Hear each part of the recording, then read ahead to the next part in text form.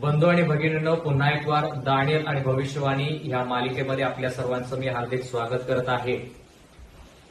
देवाच्या मदतीने आणि तुमच्या सहयोगाने आपण दानियल याच्या 9व्या अध्यायापर्यंत पोहोचलेलो आहोत आणि ह्याचं सर्व श्रेय आम्ही देवाला देऊ इच्छितो. त्याच्या मदतीने पवित्र आत्म्याच्या मार्गदर्शनाखाली आपण आजपर्यंत त्याचा अभ्यास करत आहोत. बंधू आणि भगिनींनो, आजचा जो संदेश आहे तो 21व्या क्रमांकाचा संदेश आहे, ज्याचं शीर्षक आहे दानियलाची पापांगीकाराची प्रार्थना. देवाचं वचन ऐकण्या अगोदर नेहमीप्रमाणे आपण देवाकडे विनंती करूया की हा अध्याय शिकत असताना त्याने आपला पवित्र आत्मा पाठवून आम्हा सर्वांना सहाय्य करावं. आपण प्रार्थनेत असू. पवित्र पवित्र सेनाधीश परमेश्वरा, अखिल विश्वाच्या उत्पन्नकर्त्या प्रभू, आमच्या सर्वांच्या निर्माणकर्त्या, आमच्या दयेच्या सागरा, आज या समयी तू आम्हाला तुझं वचन शिकण्याकरिता पुन्हा एक वार पाचारण केलेलं आहेस. परमेश्वरा, एवढंच नाही तर तू आम्हाला दैनंदिन जीवनामध्ये लागणारी प्रत्येक गोष्ट पुरवत आहेस म्हणून उपकार मानतो. परमेश्वरा, ही जी संधी तू आम्हाला देऊ केलेली आहेस त्या संधीचा आम्ही पुरेपूर फायदा करून घ्यावा. या संधीद्वारे परमेश्वरा, तुझं वचन जे आहे ते वचन आत्मसात करून तू आमच्यावरती किती प्रेम करतोस याचा अनुभव आम्हाला घडावा म्हणून आम्ही विनंती करत आहोत. एवढंच नाही तर परमेश्वरा, आम्ही तुझ्यावरती किती प्रेम करू शकतो याची जाणीव आम्हाला व्हावी म्हणून तुझं वचन आम्ही आज उघडत आहोत, मागत आहोत. नेहमीप्रमाणे पवित्र आत्मा तुझा जो आहे तो आमच्यावरती उतरावा आणि ह्या अध्यायाचा पूर्ण त्यानं ताबा घ्यावा, जेणेकरून जे विचार आम्ही विचार करू किंवा जे शब्द आम्ही बोलू, ज्याच्यावरती आम्ही मनन करू, ते सर्व तुझ्या गौरवासाठी, तुझं नाव उंचवण्यासाठी आणि आमच्या आध्यात्मिक जीवनाच्या वाढीसाठी असावा असं होऊ दे. इथून पुढची वेळ आमचं सर्वस्व आम्ही तुझ्या हाती सोपवून देऊन नम्र विनंती येशूच्या नावात मागतो म्हणून तू ऐक. आमेन. बंधू आणि भगिनींनो, आजचा जो संदेश आहे तो संदेश दानियल याचा 9वा अध्याय याच्यावरती आधारित आहे. दानियल याच्या 8व्या अध्यायामध्ये आपण पाहिलेलं आहे की दानियल 8:13 मध्ये 4 गोष्टींविषयी आपण शिकलेलो आहोत. मुद्दा नंबर 1, नित्याचा यज्ञयाग, दानियल याचा 8वा अध्याय 13 वचन. मुद्दा नंबर 2, विध्वंसमूलक पातक. मुद्दा नंबर 3, देवाचे पवित्र स्थान. आणि मुद्दा नंबर 4, सैन्य जे देवाचे लोक आहेत. आणि त्या ठिकाणी आपण असं पाहिलं की विध्वंसमूलक पातक म्हणजे आध्यात्मिक रोम आणि नित्याचा यज्ञयाग म्हणजे विधर्मी रोम, ह्या दोन्हीमुळे देवाचं पवित्र स्थान आणि देवाचं सैन्य म्हणजे देवाचे लोक कुठवर पायाखाली तुडवले जाते. त्याचं उत्तर जे आहे ते उत्तर आपण पाहिलेलं आहे दानियल याच्या 8व्या अध्यायामध्ये आणि 14वं वचन. 2300 दिवस आणि मग पवित्र स्थान शुद्ध होईल. आपण त्या सर्व गोष्टी शिकल्यानंतर आज आपण दानियल 9 मध्ये पोहोचलेलो आहोत, ज्या ठिकाणी दानियल एक कळकळीची आग्रहाची प्रार्थना करत आहे. दानियल याचा 9वा अध्याय आणि 1 वचन. मेदी वंशातला अहश्वरोषाचा पुत्र दार्यावेश खासद्यांच्या देशावर राजा होता त्याच्या कारकिर्दीच्या 1ल्या वर्षी. म्हणजे मेदी पारशीच्या काळामध्ये दानियल ही प्रार्थना करत आहे. म्हणजे बाबेलचं राज्य जे आहे ते निघून गेल्यानंतर बाबेलचं राज्य ज्याची कारकीर्द आहे 605 ख्रिस्तपूर्व ते 539 ख्रिस्तपूर्व, ती बाबेलची जी सत्ता आहे ती निघून गेल्यानंतर मेदी पारशीची सत्ता आली, ज्याची कारकीर्द आहे 539 ख्रिस्तपूर्व ते 331 ख्रिस्तपूर्व. त्या काळामध्ये दानियेलाने प्रार्थना केलेली आहे. त्या प्रार्थनेविषयी आज आपण शिकत आहोत. दानियल याचा 9वा अध्याय 2 वचन. मी दानियल शास्त्र ग्रंथावरून समजलो की यरुशलेमाच्या ओसाड दशेचा काळ पुरा होण्यास 70 वर्ष लागतील, असे परमेश्वराचे वचन यिर्मया संदेशाला प्राप्त झाले होते. म्हणजे जर आपण पहिला संदेश दानियल पुस्तकाची जी पार्श्वभूमी आहे, तो पहिला संदेश जर आपण आठवला तर त्या ठिकाणी आपण शिकलो की भविष्यवाणी देवाने यिर्मयाच्या द्वारे केली होती की देवाचे लोक त्याच्यापासून दूर गेल्यामुळे त्यांना 70 वर्ष गुलामगिरीमध्ये जावं लागेल. म्हणजे थोडक्यात त्यांना कैद केलं जाईल.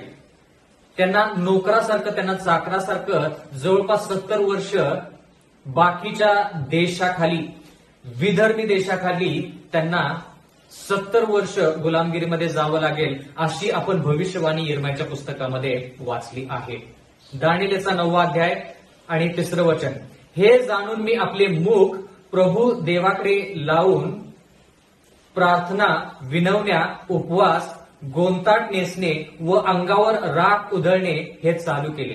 म्हणजे ह्या सर्व गोष्टी, म्हणजे थोडक्यात 70 वर्षची जी भविष्यवाणी आहे ती भविष्यवाणी पूर्ण होत असताना किंवा त्या 70 वर्षाचा शेवट होत असताना देवाचं वचन म्हणतं की दानिएलाने काय केलेली आहे, प्रार्थना, विनवण्या, उपवास, गोंताट नेसणे या सर्व गोष्टी सुरू केल्या. कारण की का, त्याला आता देवाकडे विनंती करायची आहे की देवा 70 वर्ष पूर्ण होत आहे, तर तू तुझं जे वचन तू आम्हाला देऊ केलेले आहेस ते वचन तू पूर्ण कर. बंधू आणि भगिनींनो, खूप अशी वचनं आजच्या अध्यायामध्ये आपण शिकणार आहोत. तर आपण पुढे जाऊया. दानिएलचा 9वा अध्याय आणि 4थं वचन. मी आपला देव परमेश्वर ह्याची प्रार्थना करून पापांगीकार केला तो असा, हे प्रभो, हे थोर व भयावह देवा, जे तुझ्यावर प्रेम करतात व तुझ्या आज्ञा पाळतात त्यांच्याबरोबर तो आपला करार पाळून त्यांच्यावर दया करतोस. म्हणजे पापांगीकाराची प्रार्थना कशी असावी ही आपल्याला ह्या ठिकाणी एक उदाहरण म्हणून आपल्याला 9व्या अध्यायामध्ये पाहायला मिळतं की पापांगीकाराची प्रार्थना कशी असावी. दानिएलाने पापांगीकाराची प्रार्थना कशी केली. प्रार्थना करताना त्याने विनवणी केली, उपवास केला, गोंताट नेसले आणि अंगावर राख उधळून घेतली. मग ह्या सर्व गोष्टी जरी आपण आज करत नसेल तरी देखील आपण पापांगीकाराची प्रार्थना कशी करू शकतो, विनवणी करून, स्वतःला कमी लेखून, सर्व श्रेय जे आहे ते देवाला देऊन, देवाचा उपकार मानून, सर्व विनंत्या ज्या आहेत, विनवण्या ज्या आहेत त्या त्याच्या पायाशी, त्याच्या चरणाशी ठेवून आपण पापांगीकार करू शकतो. दानिएलचा 9वा अध्याय 5वं वचन. आम्ही पाप केले. आता दानिएल म्हणत आहे की पापांगीकाराची प्रार्थना त्याने ज्यावेळेस केली तर त्यावेळेस असं दानिएल म्हणतो, आम्ही पाप केले. आता आम्ही पाप केले म्हणजे थोडक्यात तो बाकीच्या लोकांचा समावेश देखील त्याच्या प्रार्थनेमध्ये करत आहे. म्हणजे ह्या ठिकाणी आपण असं जाणून घ्यायचं का की दानिएल स्वतःच्या पापासाठी आणि बाकीच्या लोकांच्या पापासाठी देखील प्रायश्चिताची प्रार्थना करत आहे. कारण की ह्या ठिकाणी दानिएल म्हणतो, आम्ही पाप केले, कुटिलतेने वागलो, दुष्टतेचे वर्तन केले, फितुरी झालो, तुझे निधी व तुझे निर्णय ह्यापासून आम्ही परावृत्त झालो. म्हणजे तू सांगितलेल्या जे मार्ग आहेत त्या मार्गावरती आम्ही चाललो नाही.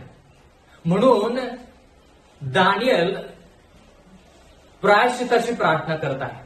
पण जर तुम्ही दानिएलाचं पुस्तक आतापर्यंत जे शिकलेलं आहे त्याच्यामध्ये तुम्ही कुठेही वाचलेलं नाही की दानिएलाने पाप केलं. पण तरी देखील दानिएलामध्ये इतकी नम्रता आहे, इतकी लीनता आहे की तो जे लोक बाबेलच्या देशामध्ये आहेत, जे गुलामगिरीमध्ये आहेत, ज्यांना यरुशलेमेकडे परत जायचं आहे, कारण की 70 वर्षाची जी भविष्यवाणी आहे ती पूर्ण होतच आहे. आणि म्हणून दानिएल स्वतःला त्यांच्या संगती मोजतो. स्वतः जरी पवित्र आयुष्य जगत असला तरी देखील तो स्वतःला बाकीच्या पापी लोकांसंगती स्वतःला तो मोजतो किंवा आपल्याला त्यांच्या संगती सामील करतो. म्हणजे ह्याच्यामध्ये आपण नम्रता पाहत आहोत. ह्या ठिकाणी गरजेचं नाही की दानिएलाने पाप केलं असावं, गरजेचं नाही. त्यानं जे पाप केलं त्याच्याविषयी ह्या ठिकाणी कोणतीही गोष्ट नमूद केली नाही. सर्व लोकांनी जगामध्ये पाप केले हा मुद्दा जरी बरोबर असला तरी देखील दानिएल त्याच्या लोकांच्या वतीने देवाकडे प्रायश्चिताची प्रार्थना करत आहे. दानिएलचा 9वा अध्याय आणि 6वं वचन. तुझे सेवक जे संदेश दे त्यांनी तुझ्या नामाने आमचे राजे, सरदार, वडील व देशाचे सर्व लोक यांना सांगितले, तेही आम्ही ऐकले नाही. म्हणजे देवा तू संदेश ते पाठवलेस, यिर्मयाला पाठवलेस, बाकीचे संदेश ते पाठवलेस, तरी देखील आम्ही त्याचे ऐकले नाही, असं पाप कबुली दानियल त्याच्या लोकांच्या वतीने करत आहे. आता ह्या ठिकाणी दानियेलाने संदेशाविषयी ऐकलं नाही का? दानियेलाने देवाची इच्छानुसार त्यानं वाटचाल केली नाही का? जरी त्याने वाटचाल केली असली, एवढंच नाही तर त्यानं जो आहार आहे तो आहार देखील देवाच्या इच्छानुसार केला. म्हणजे थोडक्यात पूर्णपणे देवाची इच्छा पूर्ण करून देखील दानियल स्वतःला पापी म्हणत आहे. म्हणजे थोडक्यात तो नम्र आणि लीन अंतकरणाचा आहे. बंधू आणि भगिनींनो, जर आपण शबाताच्या दिवशी फक्त 7व्या दिवशी जरी पवित्र आयुष्य जगलो तर आपल्यामध्ये अहंकार येतो, आपल्यामध्ये मीपणा येतो.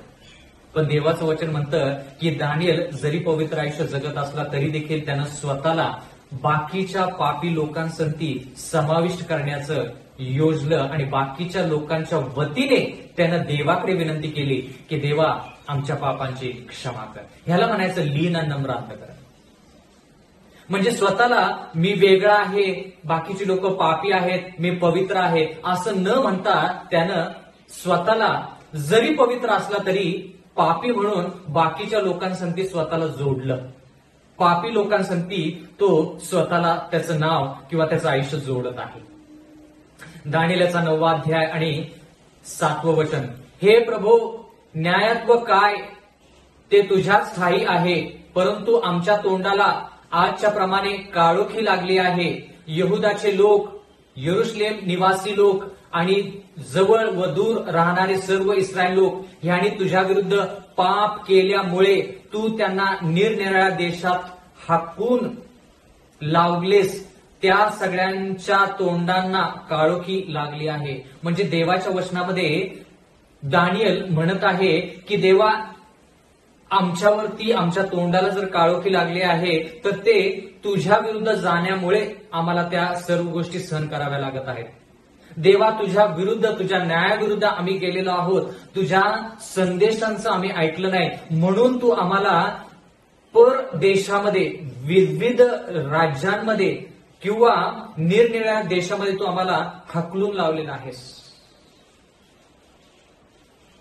म्हणजे दानियल ह्या ठिकाणी कुरकुर करत नाही, दानियल ह्या ठिकाणी देवाविरुद्ध बंड करत नाही, देवाला दोष देत नाही. म्हणजे जरी गुलामगिरीमध्ये असला, जरी कैद असला तरी देखील तो देव न्यायी आहे हे ह्या ठिकाणी प्रार्थनेमध्ये आपल्याला दिसून येतं. म्हणजे पापांगीकाराची प्रार्थना करत असताना, प्रायश्चित्ताची प्रार्थना करत असताना देवाला कधी दोष द्यायचा नाही.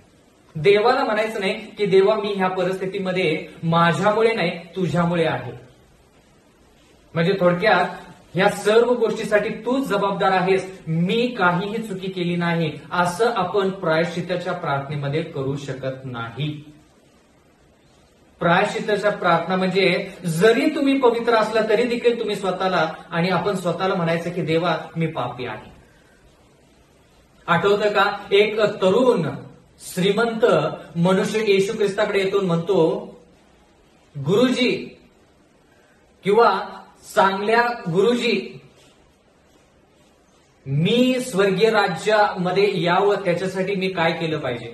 आणि त्यावेळेस येशू ख्रिस्त त्या श्रीमंत तरुणाला म्हणतो की तू मला चांगलं का म्हणतोस? या जगामध्ये देवा वाचून चांगला कोणीच नाही. म्हणजे येशू ख्रिस्त चांगला नाही का? म्हणजे येशू ख्रिस्त पवित्र आहे, चांगला असून देखील तो स्वतःला बाकीचे लोक जसे पापी आहेत तसं तो म्हणतो की मी बाकीच्या लोकांसंगती मी ओळखत आहे, बाकीच्या लोकांच्या संगती. स्वतःला तो पापी लोकांसंगती जोडत आहे. म्हणून येशू ख्रिस्त पापी लोकांसंगती उठला, बसला, जेवला, आणि ह्या सर्व गोष्टी यहुदी लोकांना, परुष लोकांना आवडल्या नाहीत. लीन आणि नम्र अंतकरण, प्रायश्चित्ताची प्रार्थना, पापांगीकाराची प्रार्थना म्हणजे लीन आणि नम्र अंतकरण आणि देवाला सर्व श्रेय. दानियेलाचा 9वा अध्याय 8वं वचन. हे प्रभू, आमच्या तोंडास आमचे राजे, आमचे सरदार, आमचे वडील यांच्या तोंडास काळुखी लागली आहे, कारण आम्ही तुझ्या विरुद्ध पाप केले आहे. परत जरी दानिएल पवित्र आयुष्य जगत असला तरी देखील तो स्वतःला बाकीच्या पापी लोकांसंगती मोजत आहे. कोणासंगती मोजत आहे? आमचे राजे, आमचे सरदार, आमचे वडील, सर्व लोक. आता निर्णय घेणारे कोण असतात? राजे. कोणामुळे लोक गुलामगिरीमध्ये गेले? राजे, सरदार, वडील यांच्यामुळे. पण देवाचं वचन म्हणतं की दानिएल म्हणतो की देवा, जणू काय ते पाप मीच केलेलं आहे म्हणून मी प्रायश्चित करत आहे. कधी आपण अशी प्रार्थना केली का दुसऱ्यांसाठी? देवा, त्यांनी जरी पाप केलं तर ते पाप जणू काय मीच केलेलं आहे म्हणून मी तुझ्याकडं कळकळीची नागराची विनंती करतो की त्या व्यक्तीला कृपा करून माफ कर, त्याला क्षमा कर. म्हणजे देवा, माझ्यावरती जशी दया दाखवतोस, मला जसं क्षमा करतोस, तसंच त्या व्यक्तीला देखील क्षमा कर. म्हणजे थोडक्यात त्याचं पाप माझ्यावरती टाक.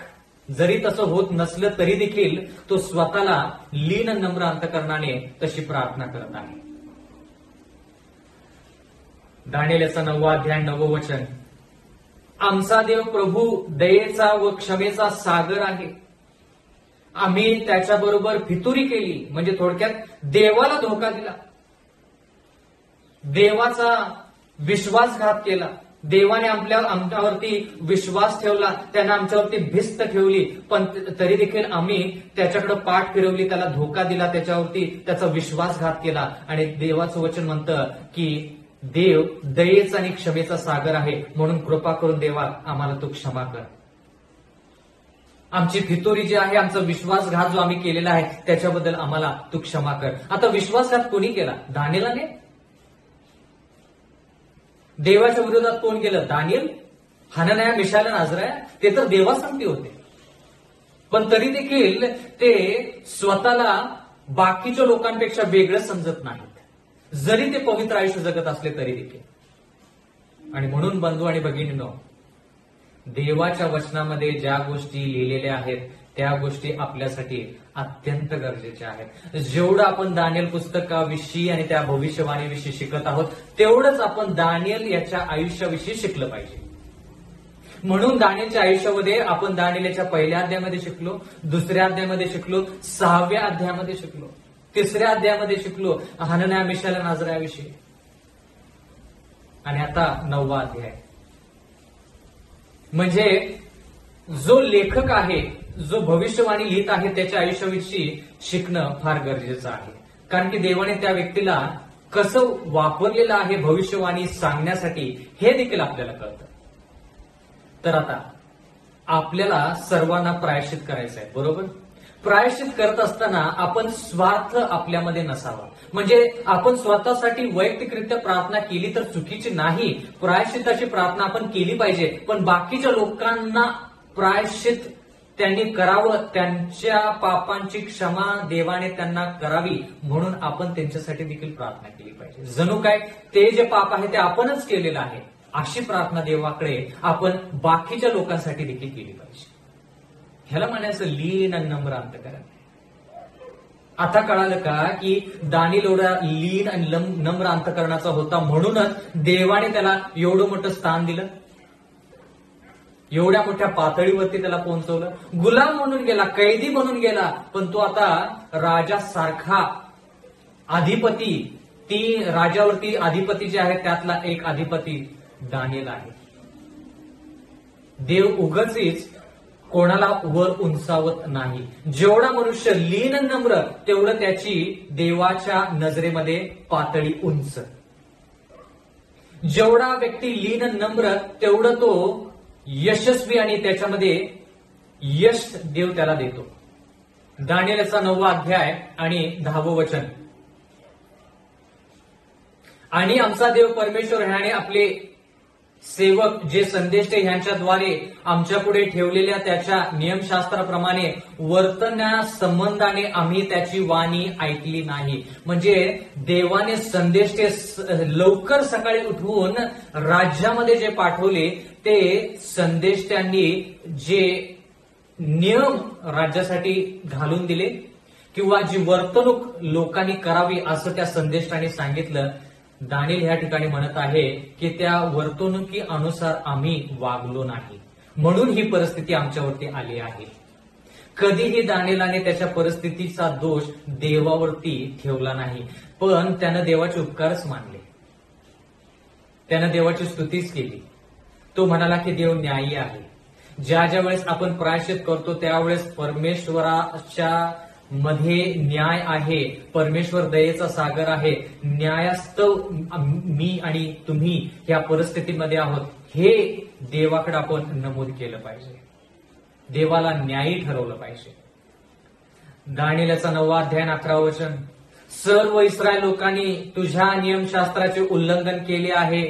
त्यांनी पराड्यामुख होऊन तुझी वाणी ऐकली नाही, म्हणून आमच्यावर शापाचा वर्षाव झाला आहे. देवाचा सेवक मोशे ह्याच्या नियमशास्त्रात लिहिलेल्या शपथेप्रमाणे झाले आहे, कारण आम्ही तुझ्या विरुद्ध पाप केले आहे. वारंवार दानिएल ह्या ठिकाणी म्हणत आहे, देवा आम्ही पाप केले, देवा आम्ही पापी आहोत, देवा आमच्यामध्ये कोणतीही चांगली गोष्ट नाही, देवा तू दयेचा सागर आहेस, देवा तू क्षमा कर. तुझ्या विरुद्ध आम्ही पाप केलेलं आहे, तुझ्या संदेशांच्या विरुद्ध आम्ही पाप केलेलं आहे. आमचे राजे, आमचे सरदार, आमचे वडील जे आहेत त्यांनी तुझ्या विरुद्ध पाप केलेलं आहे, म्हणून आम्ही ह्या परिस्थितीमध्ये आहोत. कधीही दानिएलाने कोणालाही दोष दिला नाही. बंधू आणि भगिनींनो, जर आपण ह्या ठिकाणी वाचलं तर देवाच्या वचनामध्ये दानिएल म्हणत आहे त्याच्या प्रार्थनेमध्ये, देवाचा सेवक मोशे ह्याच्या नियमशास्त्रात लिहिलेल्या शपथेप्रमाणे झाले आहे, कारण आम्ही त्याच्या विरुद्ध पाप केले आहे. आता ह्या ठिकाणी मोशेने लिहिलेल्या नियमशास्त्रामध्ये जसं सांगितलेलं आहे तसं आमच्या आयुष्यामध्ये घडलेलं आहे असं दानिएल म्हणतो. मग आता मोशेचं जर थोडं उदाहरण घेऊया. मोशेचं लिखाण जे आहे त्याच्याकडे थोडं जाऊया आणि त्या लिखाणाप्रमाणे दानिएल आणि त्याच्या लोकांवरती जी परिस्थिती आलेली आहे ती बरोबर आहे का ती थोडक्यात आपण पाहूया. आता इथे लिहिले, मोशे याच्या नियमशास्त्रात लिहिलेल्या शपथेप्रमाणे झाले आहे. आता मोशेच्या लिखाणामध्ये काय लिहिलेलं आहे? अनुवाद याचा 28वा अध्याय आणि 47 पासून पुढे वाचूया. अनुवाद याचा 28वा अध्याय आणि 47 पासून पुढे. कारण सर्व गोष्टींची समृद्धी असताना तू आनंदाने व उल्हासित मनाने आपला देव परमेश्वर याची सेवा केली नाही. म्हणजे मोशे म्हणत आहे, ज्यावेळेस देवाने सर्व गोष्टीमध्ये इस्रायल लोकांना समृद्धी दिली, मिस्र देशातून त्यांना बाहेर आणलं, त्यांना वैभव दिलं, समृद्धी दिली, तर त्या सर्व गोष्टी दिल्या असताना त्यांनी आनंदाने आणि उत्साहाने देवाची सेवा केली नाही. जर समृद्धी दिलेली आहे, देवानं वैभव दिलेलं आहे, सर्व गोष्टी पुरवलेल्या आहेत, तर आपण आनंदाने उत्साहाने देवाची सेवा का करू नये? अनुवाद याचा 28वा अध्याय आणि 48वा वचन, म्हणून तू भुकेला, तहानेला, नग्न आणि सर्व बाबतीत गरजवंत होऊन ज्या तुझ्या शत्रूंना परमेश्वर तुझ्यावर पाठवील त्याचे तुला दास्य करावे लागेल. बघा किती स्पष्टरित्या या ठिकाणी लिहिलेलं आहे. देवाच्या वचनामध्ये आपण असं पाहत आहोत की मोशे म्हणतो की तू आनंदाने उत्साहाने देवाची सेवा केली नाहीस, त्याचे उपकार मानले नाहीस, म्हणून तू भुकेला आहेस, तहानलेला आहेस, नग्न आहेस, सर्व बाबतीमध्ये गरजवंत आहेस आणि देवाने जे शत्रू पाठवलेले आहेस त्याचे तू दास्य करशील, असं मोशे म्हणतो. तुझा नाश करीपर्यंत तो तुझ्या मानेवर लोखंडी जू ठेवील. म्हणजे जोपर्यंत इस्रायल लोक प्रायश्चित करत नाहीत किंवा त्यांचा नाश होत नाही तोपर्यंत त्यांच्यावरती, त्यांच्या मानेवरती लोखंडी जू ठेवले जाईल असं देवाचं वचन म्हणतं. म्हणजे ह्या ठिकाणी मोशेने ज्या गोष्टी भाकीत केल्या आहेत त्या गोष्टी दानिएल आणि त्यांच्या लोकांच्या बाबतीत म्हणजे यहुद्यांच्या बाबतीत पूर्ण झाल्या. अनुवादच्या पुस्तकामध्ये दानिएलच्या पुस्तकाची पार्श्वभूमी तुम्हाला पाहायला मिळेल. एवढंच नाही तर अनुवाद याचा 28वा अध्याय आणि 49 वचन, दुरून पृथ्वीच्या सीमेवरून गरुडाप्रमाणे झेप घेणारे राष्ट्र परमेश्वर तुझ्यावर आणील. गरुडासारखी झेप घेणार. शब्द आठवतो का गरुड? कुठे वाचला शब्द गरुड? दानिएल याच्या 4थ्या अध्यायामध्ये आपण वाचलं की नबुकदनेझराचे त्याचे नखे गरुडासारखे होतील. एवढंच नाही बंधू आणि भगिनींनो, आपण दानिएल याच्या 7व्या अध्यायामध्ये पाहिलं की त्या सिंहाला गरुडासारखे पंख होते. म्हणजे ते राष्ट्र कोणाला दर्शवतं? बाबेलला दर्शवतं. आता जरा मला विचार करूच वाटतं या ठिकाणी की मोशेनं गरुड हा शब्द का वापरला?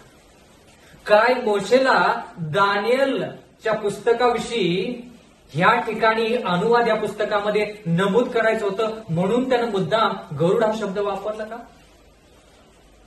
म्हणजे मला या ठिकाणी देव किती ज्ञानी आहे की त्यानं जे शब्द पाहिजे तेच शब्द बरोबर नमूद केलेले आहेत. या ठिकाणी काय लिहिलेलं आहे? या ठिकाणी दुरून पृथ्वीच्या सीमेवरून गरुडाप्रमाणे झेप घेणारे राष्ट्र परमेश्वर तुझ्यावर आणेल. म्हणजे बाबेलचं राष्ट्र कसं आहे?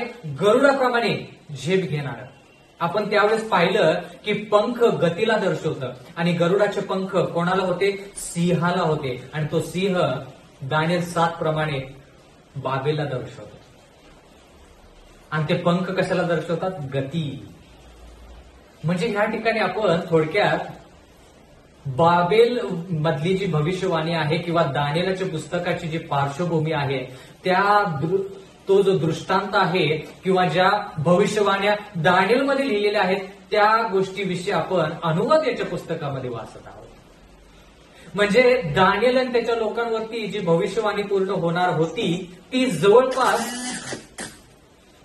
जवळपास मोशेनं त्याच्या अनुवादाच्या पुस्तकामध्ये थोडक्यात सांगण्याचा प्रयत्न केलेला आहे असं आपल्याला थोडक्यात दिसतं या ठिकाणी. अनुवाद याचा 28वा अध्याय आणि 50वा वचन. त्या लोकांची मुद्रा क्रूर असेल. बघा, क्रूर शब्द, हे जे शब्द आहेत ना हे शब्द बरोबर दानिएलच्या पुस्तकामध्ये आपण वापरलेले आहेत. मग ती कोणतीही गुलामगिरी असू दे, आशूरच्या राजाची गुलामगिरी असू दे किंवा बाबेलमध्ये गुलामगिरी असू दे, त्या सर्व गोष्टी या ठिकाणी आपण पाहत आहोत. शब्देप्रमाणे पूर्ण झालेले आहेत. म्हणजे जे शब्द, जे अभिवचन देवानं सांगितलं त्या सर्व गोष्टी ह्या ठिकाणी पूर्ण होत असताना आपण पाहत आहोत. दानिएलचा 28वा अध्याय आणि 49वा वचन आपण परत वाचूया. दूरून पृथ्वीच्या सीमेवरून गरुडाप्रमाणे झेप घेणारे राष्ट्र परमेश्वर तुझ्यावर आणील. त्याची भाषा तुला समजणार नाही. बघा, भाषा. आता भाषा शब्द म्हटल्यानंतर आपल्याला दानिएल याचा पहिला अध्याय आठवला पाहिजे. जी भाषा दानिएल आणि त्याचे लोक बोलत नव्हती ती भाषा त्यांना शिकावी लागली. कळालं का या ठिकाणी किती स्पष्टरित्या भविष्यवाणी जी दानिएल आणि त्याच्या लोकांवरती होणार होती ती अनुवादच्या पुस्तकामध्ये प्रगट झालेली. एवढंच नाही तर 50व्या वचनामध्ये लिहिलंय, अनुवाद याचा 28वा अध्याय 50वा वचन. त्या लोकांची मुद्रा क्रूर असेल. ते वृद्धांचा आदर करणार नाहीत की बालकांवर दया करणार नाहीत. त्या सर्व गोष्टी आपण दानिएल 1 मध्ये पाहिल्या. अनुवाद याचा 28वा अध्याय 51वा वचन. या ठिकाणी देवाचं वचन म्हणतं, तुझा नाश होईपर्यंत तुझ्या जनावरांचे वत्स व तुझ्या भूमीचे उपज ते खाऊन टाकतील. तुझा संहार करीपर्यंत धान्य व नवा द्राक्षरस, तेल, तुझी गुरेढोरे व शेरडे मेंढरे ह्यांचे वत्स ते तुला लाभू देणार नाहीत. म्हणजे ह्या सर्व गोष्टी यरुशलेम म्हणजे थोडक्यात यहुदी लोकांवरती पूर्ण झाल्या. म्हणजे ज्या गोष्टी अनुवादच्या पुस्तकामध्ये लिहिल्या आहेत त्या सर्व गोष्टी शब्दशः, शब्दानुसार, क्रमानुसार, शब्देप्रमाणे पूर्ण झालेल्या आपण दानिएल याच्या 9व्या अध्यायामध्ये पाहत आहोत. आणि दानिएल ती गोष्ट नमूद करत आहे. तो म्हणत आहे मोशेने ज्या नियमशास्त्रामध्ये लिहिलेलं आहे त्या शब्देप्रमाणे सर्व गोष्टी होत आहेत आणि झालेल्या आहेत देवा. आणि देवा, आम्ही तुझ्या विरुद्ध कुरकुर करत नाही, आम्ही तुला दोष देत नाही, आम्ही आमची पापे कबूल करतो, आम्ही प्रायश्चित करत आहोत. आमच्या पापांची क्षमा कर, कारण की तू दयेचा सागर आहेस. अनुवादाचा 28वा अध्याय आणि 52वा वचन. तुझ्या देशातील सर्व उंच व मजबूत तट ज्यांच्यावर तू भिस्त ठेवशील ते पाडून टाकीपर्यंत तुला तुझ्या सर्व नगरांच्या आत ते कोंडतील आणि तुझा देव परमेश्वर ह्याने तुला दिलेल्या देशातील सर्व नगरांच्या आत तुला ते वेढतील. आता ह्या ठिकाणी वेढा घालतील असं देवाचं वचन म्हणतं. तुला ते कोंडतील तुझ्या राज्यामध्ये असं देवाचं वचन म्हणतं. आणि तेच आपण दानिएल 1 मध्ये पाहिलं की नबुकदनेझर राजा येतो आणि यरुशलेमच्या भोवती वेढा घालतो. म्हणजे जे शब्द दानिएलच्या पुस्तकामध्ये वाचले तेच शब्द ह्या ठिकाणी आहेत. म्हणजे शब्दशः मोशेनं नियमशास्त्रामध्ये ज्या गोष्टी लिहिल्या, विधिलिखित केल्या, त्या सर्व गोष्टी, भाकीत केलेल्या सर्व गोष्टी दानिएलाने त्यांच्या लोकांवरती पूर्ण झाल्या. बंधू आणि भगिनीनो, मला ह्या ठिकाणी एकच सांगायचं आहे की जर देव एखादी गोष्ट बोलतो ती गोष्ट करतो. आपल्याला वाटतं की देव दयाळू आहे, कृपाळू आहे आणि देव अशी गोष्ट करणार नाही, देव तशी गोष्ट करणार नाही. पण जर देव न्यायी आहे तर ती गोष्ट तो जसं तो बोलतो तशीच करणार आणि ती होणारच.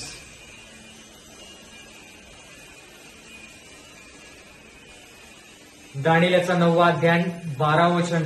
त्याने आमच्यावर मोठे अरिष्ट आणले, जी वचने तो आमच्या विरुद्ध व आमचा न्याय करणाऱ्या न्यायाधीशा विरुद्ध बोलला ती त्याने प्रत्ययास आणून दिली आहेत.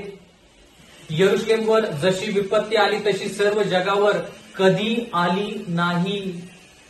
म्हणजे दानिएल म्हणत आहे त्याच्या काळामध्ये जेवढे राष्ट्र होते त्याच्या अगोदर तेवढ्या राष्ट्रांवरती, तेवढ्या लोकांवरती जशी यरुशलेमवर परिस्थिती आली तशी त्या लोकांवरती, बाकीच्या लोकांवरती जरी विधर्मी असले तरी त्यांच्यावरती तशी परिस्थिती आली नाही. म्हणजे बघा देवाने स्वतःच्या लोकांचा न्याय कसा केला. कारण की देव त्या लोकांची काळजी पण तशी घेत होता. देव न्यायी आहे, देव प्रेमळ आहे, तेवढं प्रेम पण देवाने आपल्या लोकांवरती केलं. आणि ज्या वेळेस त्यांनी ते प्रेम नाकारलं, दूर केलं, देवाच्या विरोधात केले, तर ज्या सर्व गोष्टी ज्या बाकीच्या लोकांसाठी, विधर्मी राष्ट्रांसाठी देवाने सांगितल्या आहेत त्या सर्व गोष्टी आता त्याच्या स्वतःच्या लोकांवरती आल्या. बंधू आणि भगिनींनो, आपण जरी देवाचे लोक म्हणत असलो तरी देखील देवाच्या सानिध्यामध्ये राहण्यातच आपलं कल्याण आहे. देवाच्या विश्वासामध्ये राहण्यातच आपलं भलं आहे. आपण देवाचे लोक आहोत म्हणून आपण काही केलं तर देव आपले डोळे बंद करेल आणि आपल्याला ताडण करणार नाही असं आपण कदापि समजू नये. दानिएलचा 9वा अध्याय आणि 13 वचन.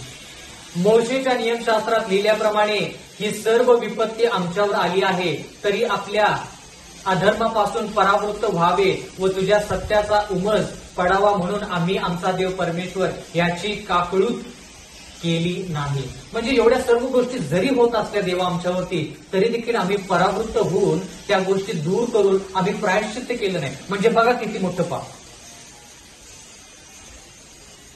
प्रश्न विचारतो, उत्तर देऊ नका. किती जण आपण देवाने वारंवार सांगितल्यानंतर देखील देवाच्या विरोधात जात आहोत,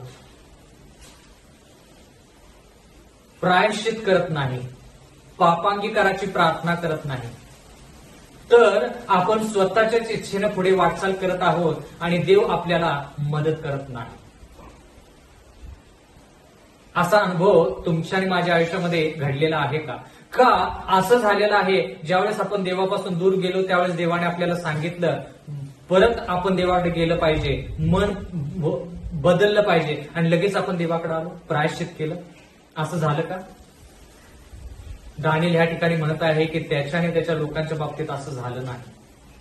जरी दानिएल पवित्र असला तरी देखील दानिएल स्वतःला पापी ह्या ठिकाणी म्हणत आहे आणि बाकीच्या लोकांच्या वतीने तो देवाकडे विनंती करत आहे, देवा 70 वर्ष पूर्ण होत आहेत, आमच्यावरती दया कर. त्यानं विनवण्या केल्या, प्रार्थना केली, उपवास केलं, गोंताट नेसले, राख डोक्यावरती उधळून घेतली. पापांगीकार, प्रायश्चित. दानिएलचा 9वा अध्याय आणि 14 वचन.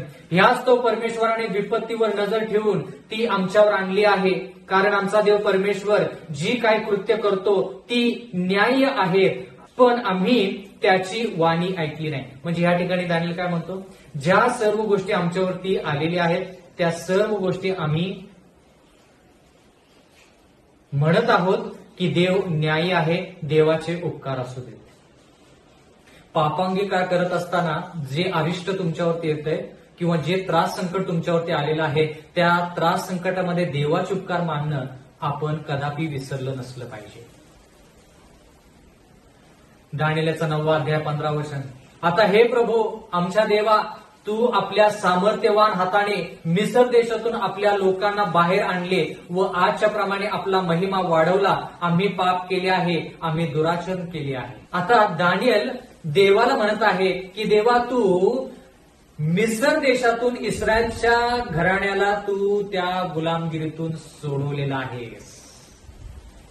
म्हणजे थोडक्यात देवा, कृपा करून आम्हाला पण सोडव.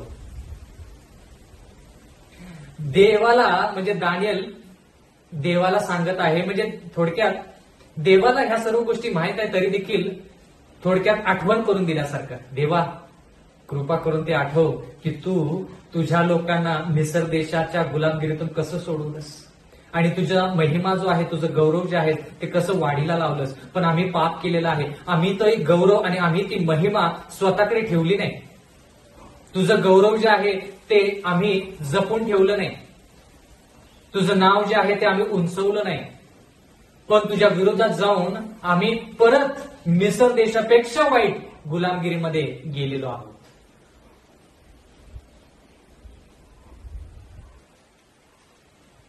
आम्ही पाप केलेलं आहे, आम्ही दुराचरण केलं आहे. दानिएलचा 9वा अध्याय आणि 16 वचन. हे प्रभू, आपल्या सर्व न्यायकृत्याप्रमाणे यरूशलेम नगरीवरील तुझ्या पवित्र पर्वतावरील आपला क्रोध व संताप दूर कर. आमच्या पातकामुळे व आमच्या पूर्वजांच्या दुष्कर्मामुळे यरूशलेम व तुझे लोक आसपासच्या सर्वांना निंदेचे विषय झाले आहेत. म्हणजे लोक निंदा करत आहेत देवाच्या लोकांची. म्हणजे देवाचे लोक जे यहुदी जे गुलामगिरीमध्ये गेलेले आहेत, दानिएल म्हणत आहे की लोक आमची निंदा करत आहेत. लोक म्हणत आहेत की हे म्हणतात की ह्यांचा देव खरा आहे. दगड धोंड्याची उपासना हे लोक करत नाहीत. मग ह्यांचा देव असा कस काय, ह्यांना गुलामगिरीमध्ये कसं त्या देवाने सोडलेलं आहे. हे लोक अनाथ का आहेत. बंधूने भगिनींनो, काही दिवसापूर्वी मी एक ठिकाणी प्रवास करत असताना एक मित्र माझ्या संगती आला, माझ्या जवळ उभा राहिला आणि तो म्हणाला की ज्या वेळेस देवाचे लोक कुरकुर करतात किंवा वारंवार रडत राहतात किंवा त्यांच्यामध्ये काही आयुष्यामध्ये उरलेलं नाही हे दाखवतात, त्यावेळेस सैतान त्या ठिकाणी येतो आणि म्हणतो की हे लेकरू जे आहे हे अनाथ आहे का, ह्या लेकराला कोण वालीन आहे का, मग हे लेकरू असं का रडतं. जणू काही ह्याच्या आयुष्यामध्ये काही राहिलेलं नाही. आणि देव म्हणतो की सैतान आपली निंदा करतो तशा प्रकारे. आणि ह्या ठिकाणी दानिएल म्हणत आहे की लोकांनी आमची तशी निंदा केलेली आहे. म्हणजे आम्ही निंदेचा विषय झालेलो आहोत. कारण की का, आम्ही तुझ्यापासून दूर गेलेलो आहोत आणि विविध राष्ट्रांमध्ये आम्ही पसरलेलो आहोत, असं देवाचं वचन म्हणतं. या ठिकाणी देवाचं वचन म्हणतं दानिएल 9:17. यास्तव आता हे आमच्या देवा, आपल्या सेवकाच्या प्रार्थना व विनवण्या ऐक. तुझ्या ओसाड पडलेल्या पवित्र स्थानावर आपला मुख प्रकाश पाड. हे प्रभू, तू आपल्या प्रित्यार्थ हे कर. देवा, आमच्यामध्ये चांगुलपणा आहे म्हणून नाही, पण तुझ्या चांगुलपणामुळे, तुझ्या नामास्तव, तुझ्या प्रित्यार्थ, तुझ्यामुळे या सर्व गोष्टी तू आम्हाला दे. म्हणजे थोडक्यात आमच्या पापांची क्षमा कर. तुझ्या पवित्र स्थान जे यरूशलेममध्ये आहे त्याचा तू विचार कर देवा. ते पवित्र स्थान पडलेलं आहे, आम्हाला ते पवित्र स्थान पुन्हा बांधायचं आहे. दानिएलचा 9वा अध्याय आणि 18 वचन. हे माझ्या देवा, कान दे, ऐक. आपले नेत्र उघडून आमचा झालेला विध्वंस पहा व तुझे नाम ज्या नगरास दिले आहे ते पहा. आम्ही आपल्या विनवण्या आमच्या नीतिमत्वास्तव नव्हे तर तुझ्या विपुल करणास्तव तुझ्याकडे मांडतो. बघा, देव ह्या ठिकाणी देवाकडे प्रार्थना करत असताना दानिएल काय म्हणतो, देवा, आमच्यामध्ये चांगुलपणा आहे म्हणून आम्ही प्रार्थना करत नाही. आमची पात्रता आहे म्हणून आम्ही प्रार्थना करत नाही, म्हणून आम्ही विनंती करत नाही. तर देवा, तुझ्या करुणेस्तव आमच्या विनंतीकडे तू लक्ष दे, कान दे. बंधू आणि भगिनींनो, दानिएलचा 9वा अध्याय 19वा वचन. हे प्रभू ऐक, हे प्रभू क्षमा कर, हे प्रभू ऐक, कार्य कर. म्हणजे किती विनंती, किती विनंती. म्हणजे दानिएल ह्या ठिकाणी किती नम्र झालेला आहे, किती विनंत्या करत आहे. ऐक, दया कर, कृपा कर, दयेचा सागर आहेस तू. देवा, तुझी जर इच्छा आहे की आम्ही जाणून घ्यावं की आम्ही पाप केलेला आहे, आम्ही पाप नमूद करतो देवा. दानिएलाने त्या ठिकाणी पाप नमूद करून प्रायश्चित केलेलं आहे. स्वतःसाठीच नाही तर त्याच्या सर्व लोकांसाठी जे गुलामगिरीमध्ये गेलेले आहेत.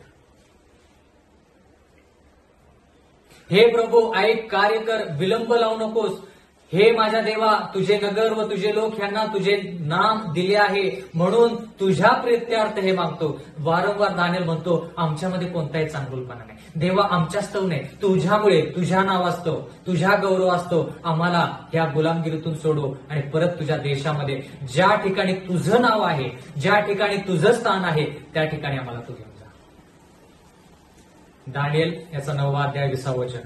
मी बोलत व प्रार्थना करीत असता माझे पाप व माझे लोक इस्रायल यांचे पाप कबूल करत असता आणि माझ्या देवाच्या पवित्र पर्वतासाठी माझा देव परमेश्वर याच्याकडे विनवणी करत असता, म्हणजे प्रार्थना करत असताना, प्रायश्चित करत असताना काय झालं. दानिएल 9:21.